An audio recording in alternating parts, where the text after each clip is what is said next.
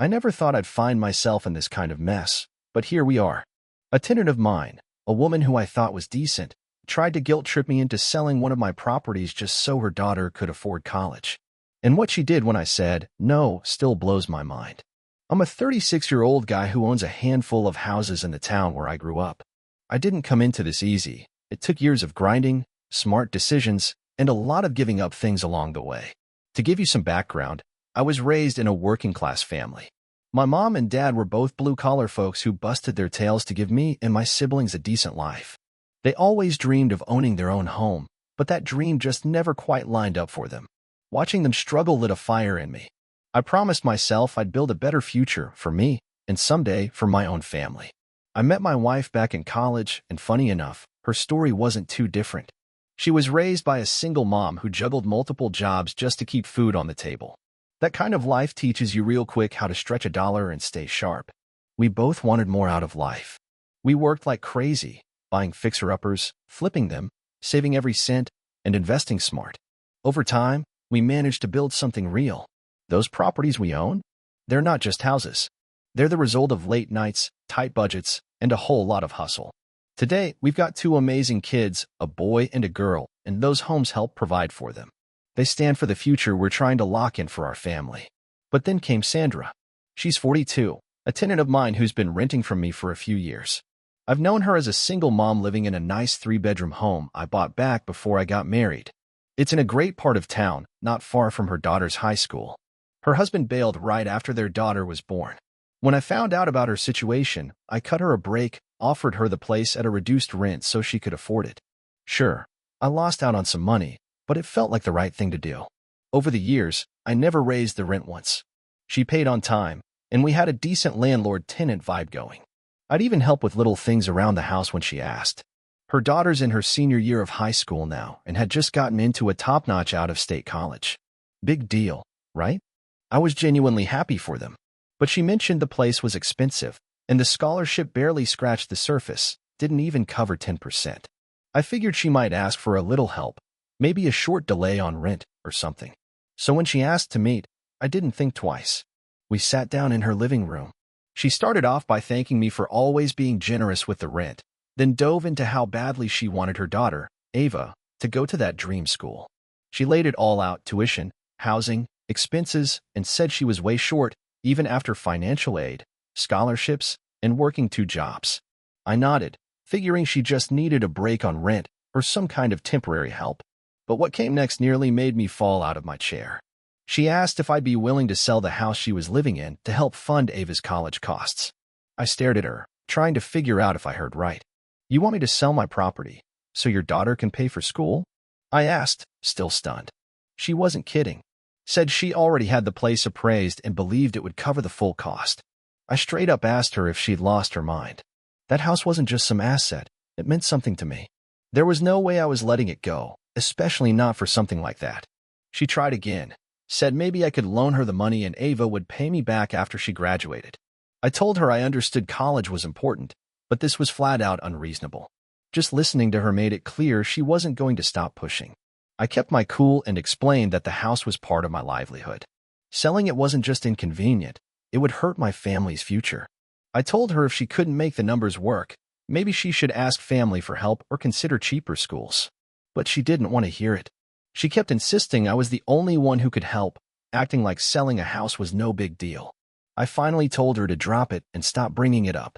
I thought she'd realize how over the line she was being, but nope.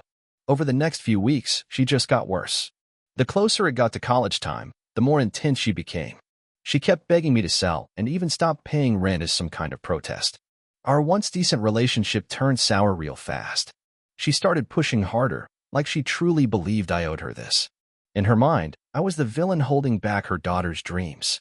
Meanwhile, I was losing money every month she refused to pay. I warned her I'd take legal action. We had a solid contract. But she just dug in deeper. And then, to make things worse, she started dragging other people into it. She went around talking to her friends and my neighbors, spinning a story about how I was some greedy landlord who refused to help a struggling single mom. She told them I was rich and heartless, and that I could have helped but wouldn't. People started taking her side without knowing the full story. Then she took it to social media, posted this big dramatic rant on Facebook, blaming me for her daughter not being able to go to college. It didn't take long for the gossip to spread. Suddenly, I was the bad guy in my own neighborhood. Folks looked at me like I was some kind of monster, when all I did was say no to an insane request. Eventually, my wife stepped in. With all the tension building in the neighborhood, she figured maybe a calm conversation could help settle things. She reached out to Sandra, hoping for some kind of middle ground. But Sandra wasn't having it. Right away, she went off for ranting about how I had the money and should just sell the house. In her mind, that was the only way her daughter had a shot at college. My wife tried to talk to her, tried to be reasonable, but Sandra wasn't budging. She flat out said we were being selfish for not helping, like it was our responsibility. The whole conversation just kept going in circles. Sandra kept pushing my wife to convince me to give in. On top of that, the Facebook post she made really started doing damage. Some of our neighbors, folks we used to be on good terms with, started acting distant, looking at us sideways. A few of them seemed to buy into her story, thinking maybe I really was being greedy and heartless. But others who knew where I came from, who saw how hard I worked to get here, they understood. They were just as stunned as I was that Sandra had the nerve to ask me to foot her kid's college bill. Some of them even reminded me that I needed to stand my ground and protect what I had built. It felt like the whole neighborhood was splitting in two. There were people who felt for Sandra, sure, but I wasn't about to cave. I'd poured years of blood, sweat, and sacrifice into that property. There was no way I was giving it up because someone expected me to. Meanwhile, Sandra kept fanning the flames. She started telling people I lacked empathy, that I was heartless, and to top it off, she stopped paying rent entirely while still living in my house. Her social media posts became more dramatic, full of emotional stories about her daughter's dreams and how hard she'd worked to get into college. What had started as a personal disagreement had now gone public and ugly. Then things hit home. My kids started getting bullied at school. Other kids had seen the posts online and started repeating Sandra's lies. It was crushing to see my children suffer because of all this nonsense. That's when I realized enough was enough. I had tried to stay quiet, hoping Sandra would eventually back off. But now my family was taking the hit, and I wasn't about to let that go on. I got in touch with a lawyer who specializes in property and tenant issues. Together, we drafted a cease and desist letter to try and shut down Sandra's attacks and clear my name in the community. My lawyer told me this was just the first step. If she didn't back down, we'd take it to court. Sandra was caught off guard when she got the letter. She tried calling me, but I didn't pick up. Then she texted me, saying she wanted to talk and sort things out before it got worse. She said the whole thing was just a big misunderstanding. I texted back letting her know exactly where I stood. I was taking her to court. I told her to get ready, because she was about to find out what happens when you push someone too far. I knew it wasn't going to be easy. Sandra was dead set on making me pay for her kids' tuition and was dragging my name through the mud to do it. But I had to protect my name, my property, and my family. My lawyer, Jordan, got right to work building our case. He gathered all the posts, the lies, the lost rent, the damage to my reputation, everything. Some of my extended family found out about the lawsuit and told me I should let it go, give her a break since she's a single mom just trying to help her kid. But seriously, Reddit, am I the a-hole for refusing to sell my own property to pay for this entitled woman's daughter to go to college and instead choosing to fight back legally? Update 1. Sandra responded to our legal move with a letter of her own. But instead of backing down, she doubled down with more threats and more lies. She accused me of charging her high rent while knowing full well she couldn't afford it, saying that's why she couldn't save for college. I couldn't believe what I was reading. The lies just kept piling up. I had lowered the rent for her from day one, just so she could live there comfortably. And now she's acting like I bled her dry? It's obvious she's twisting everything to look like the victim, but I'm not about to let her get away with it. My lawyer assured me we've got a solid case. Still, he warned me the legal process would be long and exhausting. Honestly, I just can't wrap my head around how fast this whole thing spiraled out of control. I never thought I'd be battling a tenant in court. But sometimes you have to draw the line. You have to stand up and protect what's yours. I get that Sandra is trying to do what she thinks is right for her daughter, but I can't let her bulldoze me to get there. My family's future is on the line too, and I'm not going to fold. I'll keep you posted once the trial kicks off. Update 2. Since the last update, things have officially moved to court. Leading up to the hearing, the stress was eating me alive. And when we finally stepped into that courtroom, the atmosphere was thick. You could cut it with a knife. Sandra showed up with her lawyer, playing the role of the struggling mom trying to make things happen for her kid. Her attorney made it sound like my property was the only thing standing between her daughter and a bright future. They went all in on painting this picture of hardship, late nights, endless job hunts, and scholarship applications. Sandra cried during her testimony, talked about the sacrifices she made, the long hours she worked, and how determined she was to give her daughter the life she never had. It was a whole performance. But the worst part? She brought in a witness, a family friend, who swore they overheard me promising to sell the house so her daughter could go to college. I just sat there stunned. That conversation never happened. My lawyer, Jordan, jumped on it. He tore into the claim and laid out why it made no sense. He kept a level head and laid out the facts, our rental agreement, the rent history, and all the falsehoods Sandra had been spreading. We're not done yet, but I'll tell you this. It's clear this battle isn't just about property anymore. It's about standing up for what's right, no matter how messy it gets. My attorney, Jordan, started strong by cross-examining the so-called family friend who claimed I'd promised to sell the house. He drilled into the details, asked about the exact date, time, and place where this conversation supposedly happened. It didn't take long for the story to fall apart. The witness couldn't keep their details straight and had no proof, no texts, no emails, nothing. Their testimony got shakier by the minute. Then Jordan pulled out our own evidence, text messages and emails between me and Sandra from the time she claimed that deal was made. Not once did I mention selling the house. In fact, it was crystal clear from the messages that Sandra was the only one pushing that idea. To back us up even more, one of our neighbors testified. They lived right next to Sandra and confirmed she'd been paying less rent than anyone else on the block. Jordan even brought out receipts from other tenants to show just how fair I'd been with her. He pointed out that the lack of any written or digital proof from Sandra, combined with the neighbor's testimony, made the family friend's story completely unreliable. Then we turned the focus to the damage Sandra had done to my name, especially online. Jordan presented a full stack of her Facebook posts and messages where she painted me as some cold-hearted landlord who didn't care about her daughter's future. These weren't just exaggerations, they were full-on lies, crafted to win sympathy from folks who didn't know the truth.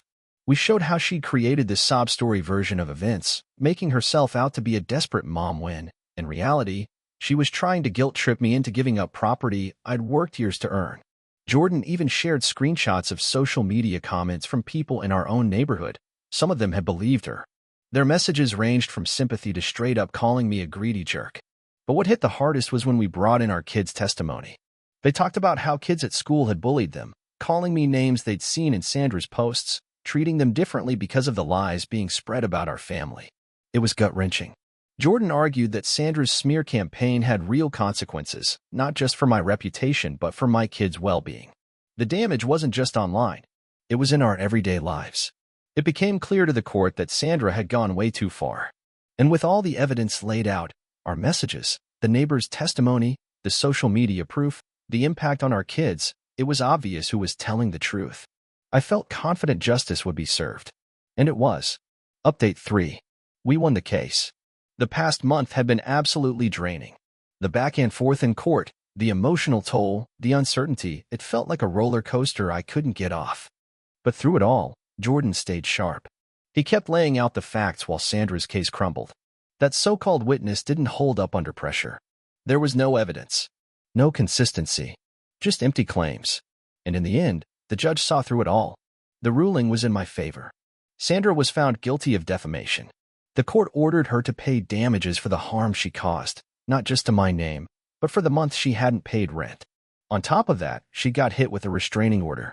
She's not allowed to make any more public statements about me or my family. It felt like a weight had finally been lifted. The judge's decision validated everything I'd stood for, the years of work I put into building my life, and the fact that I had every right to protect it. I glanced at Sandra sitting beside her lawyer. She looked completely defeated. Then I saw her daughter, Ava. And all I could think was, this poor girl's dreams had been dragged through the mud because of her mom's entitlement. The whole ordeal taught me something important. When someone tries to steamroll your life with selfish demands, you have to stand your ground. My house is still mine. My family is still safe. And my name is clear. Update 4. It's been 5 months since the verdict. The restraining order kept Sandra quiet, and the damages she had to pay gave us some peace of mind. She and her daughter eventually moved out after I served an eviction notice. I knew their situation wasn't easy, but I also knew their problems weren't mine to solve anymore. I did feel for Ava, though. She had potential, and it was her mother's behavior that tanked her shot at the big college dream. As part of the court's decision, Sandra had to delete all the posts and take responsibility for the lies she spread. Once the truth came out, everyone saw just how far she'd twisted the story. Then, out of the blue, Ava messaged me. I hadn't heard from her since all this blew up. I'd watched her grow up over the years, but once the lies started flying, I had to cut contact. So her message caught me off guard. But it was genuine. She apologized, not just for the chaos, but for how things affected both our families. She told me she understood now how wrong it was, and that she was sorry for what her mother had done.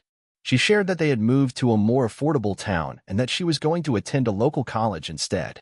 Ava said she had talked to her mom after the case ended and told her flat out to stop, no more pressure, no more drama. She was going to make her own way, and that took guts. I told her I respected that. Everyone deserves a second chance, and she was taking hers. I wished her luck and let her know the past was behind us. Now that Sandra and Ava are no longer living on my property, life's gotten back to normal. The lies, the bullying, the stress, it's all finally gone. And we've made sure our kids are okay, too. We worked with the school to make sure they're supported and not facing any more of that nonsense. We've come out the other side stronger and more united than ever. Thanks for sticking around and listening to my story.